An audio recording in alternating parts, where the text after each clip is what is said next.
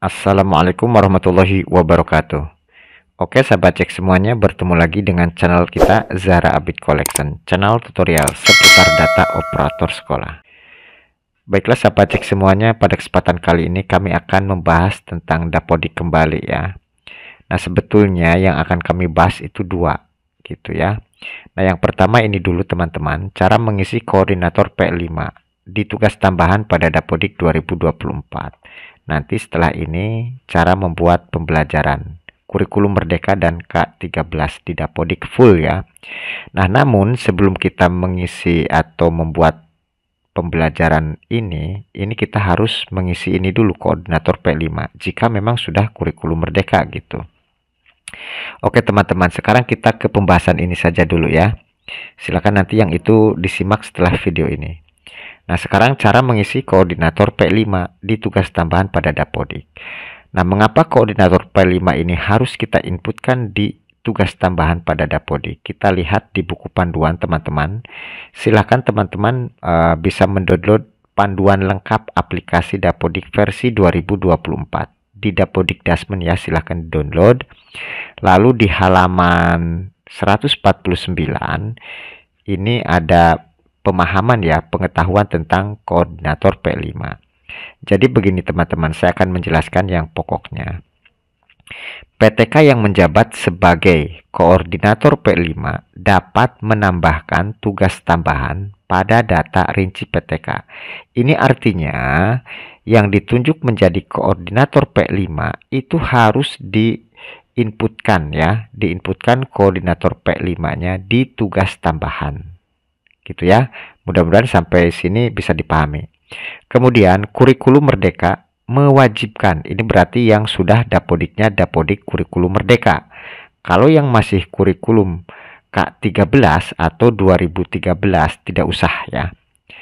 Ini mewajibkan mengisi data pilih tema P5 pada tabulasi pembelajaran.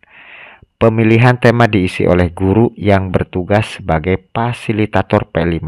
Pemilihan tema sesuai dengan Kepmendikbud 262 garing M garing 2022 gitu. Artinya jadi kita harus paham ini dulu ya. Jadi yang ditunjuk menjadi koordinator P5 itu harus diinputkan di tugas tambahan. Nah, ini sudah pasti ya. Dari buku panduan teman-teman, tidak usah ragu gitu, ini valid informasinya. Nah setelah kita memahami ini, berarti kita sekarang ke Dapodik ya, silakan bisa diikuti teman-teman. Kita ke Dapodik. Nah untuk menginputkan koordinator P5 ini, profil pelajar Pancasila ya, yang P5 itu, ini Dapodiknya itu sudah harus kurikulum merdeka. Itu satu catatannya. Kalau masih kurikulum 2013 tidak usah diinputkan koordinator P5-nya ya. Jadi catatan Dapodiknya sudah kurikulum merdeka di berandanya. Nah, setelah ini kita ke sini teman-teman, kita ke rombel, ke reguler, kita lihat di sini. Yang harus kita inputkan tugas tambahannya itu di bagian rombel apa saja atau guru kelas berapa saja. Kita lihat setelah kita membuat yang namanya rombongan belajar untuk per kelasnya. Di Dapodik saya, karena ini sudah menerapkan kurikulum merdekanya itu sudah lama ya, 2 tahun terakhir, maka kurikulum merdekanya itu sudah 4 kelas. Kelas 1, kelas 2, kelas 4, dan kelas 5. Kesimpulannya, berarti nanti koordinator P5 supaya gampang gitu, kita inputkan di guru kelas 1, kelas 2, kelas 4, dan kelas 5 karena sudah kurikulum merdeka. Oke, sampai sini mudah-mudahan bisa dipahami. Tetapi yang baru daftar IKM, baru mendaftar kurikulum merdeka, dan sudah terdaftar di beranda Dapodik, yang masih hanya kelas 1 dan kelas 4 kurikulum merdekanya, berarti nanti koordinator P5-nya hanya diinputkan di guru kelas 1 dan kelas 4. Gitu ya. Oke, bisa dipahami. Jadi tergantung kita membuat kurikulumnya di sini. Kalau baru kelas 1 dan kelas 4, nanti koordinator P5-nya diinputkan di guru kelas 1 kelas 4. Kalau koordinator P5-nya sudah 4 kelas 1, kelas 2, kelas 4, kelas 5, berarti kita inputkan di masing-masing guru kelas ini. Walaupun memang satu guru ini bisa untuk beberapa kelas gitu ya sebagai koordinator, tapi supaya gampang per kelas saja lah gitu.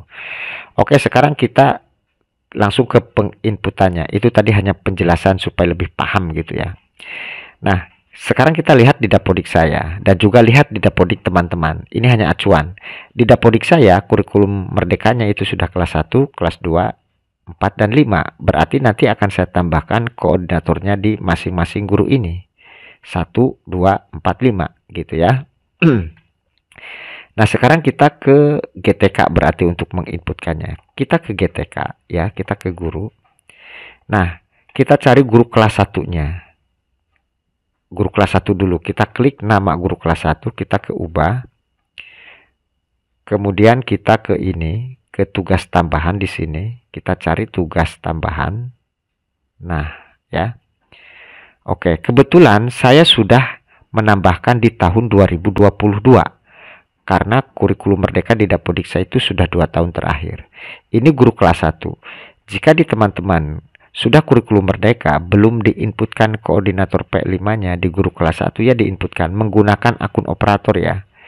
Caranya di sini klik tambah ya. Nah, kita pilih ini di halaman 1 nih. Nah, koordinator P5 ya. Tuh, ini berhubung sudah, mungkin coba kita ulangi. Koordinator P5. Nah, yang ini ya. Nah, ini. Lalu masukkan nomor SK-nya. Nomor SK-nya bisa sama dengan SK pembagian tugas belajar mengajar ya. Bisa disamakan dengan SK KBM. TMT-nya itu silahkan mulainya kapan. Ini biasanya tahun ajaran baru. Jika memang sekarang tanggal 17 ya tanggal 17. SK-nya di sini tuliskan ya. TST kosongkan. Kalau sudah klik simpan. Seperti itu teman-teman. Nanti akan nampak seperti ini ya. Nah, itu kelas 1. Nah, sekarang kelas 2 karena di dapodik kami kelas 2 itu sudah menerapkan kurikulum merdeka di dapodiknya loh ya gitu. Berarti sekarang kita ke ini ke kelas 2 ya, ke kelas 2, ke guru kelas 2, kita klik di sini ke guru kelas 2, kita ubah. Nah, kita ke tugas tambahan lagi di sini. Tugas tambahan. Nah, ya. Oke, kita geser dulu. Nah, ini kan kebetulan belum diinputkan karena memang untuk kelas 2 baru tahun ini ya, yang 2024 dapodiknya. Ini untuk kelas 2 baru menerapkan kurikulum merdeka gitu. Kita klik tambah di sini ya. Kita pilih koordinator P5. Nah, ulangi lagi. Ini harus pas ya. Harus pas. Mana coba tadi? Koordinator P5. Nah, ini kita klik ya. Nomor SK-nya ini nomor SK KBM atau pembagian tugas mengajar, disamakan pun tidak masalah ya. Nih, saya isi yang kelas 2. Kalau di teman-teman kelas 2 belum menerapkan ya jangan diinput. Umpamanya baru kelas 1 dan kelas 4 ya inputkannya di guru kelas 1 dan kelas 4 gitu ya. Ini tanggal 17 Juli 2013. Ini cara inputnya, klik simpan. Oke, selesai untuk kelas 2. Sekarang kan berarti kelas 1 sudah, kelas 2 sudah, kelas 4 ya. Kita cari nama guru kelas 4-nya. Kelas 4 mana coba? Nah, yang ini. Kita cek coba ya, kita cek apakah sudah atau belum. Kelas 4 ya sudah, karena ini kami dapodiknya sudah lama. Sudah, kelas 4 sudah ya.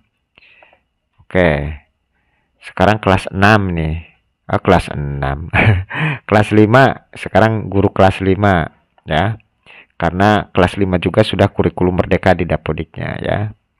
Nah, kita inputkan berdasarkan kelasnya saja yang menggunakan kurikulum merdeka gitu, simple gitu ya, supaya gampang.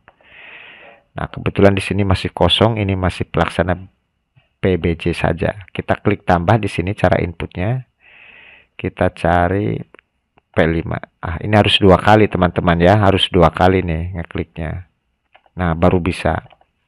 Di sini nomor SK-nya samakan dengan SK KBM, nggak masalah ya, karena satu waktu dikeluarkannya. Ini TMT tambahannya itu tanggal tahun pelajaran. TST kosongkan, kalau sudah klik simpan. Sudah seperti itu terus ya. Jadi intinya kita masukkan sesuai dengan guru kelasnya. Jika di Dapodiknya hanya kelas 1 dan kelas 4 untuk kurikulum merdeka, berarti koordinator P5-nya diinputkan hanya di guru kelas 1 dan kelas 4. Tapi jika di Dapodiknya sudah di kelas 1, kelas 2, kelas 5, kelas berapa ya? Kelas 1, kelas 2, kemudian kelas 4, kelas 5, itu nanti silakan koordinator P5-nya diinputkan di guru kelas 1, kelas 2, kelas 4, kelas 5. Seperti itu teman-teman ya. Jadi ini kita mengacu dari surat dari panduan ini gitu ya. Nah, itu silakan diinputkan di tugas tambahan pada guru kelasnya yang di kelasnya sudah menerapkan kurikulum merdeka. Kalau masih 2013 ya tidak usah gitu ya, tidak usah. Oke, itu saja mungkin tutorialnya, mudah-mudahan bisa bermanfaat buat sahabat cek semuanya. Terima kasih yang sudah like dan subscribe di channel kami. Silahkan jika video ini bermanfaat bisa di-share ke teman-teman yang lain. Terima kasih atas perhatiannya. Selamat bertemu di video kami berikutnya. Wassalamualaikum warahmatullahi wabarakatuh.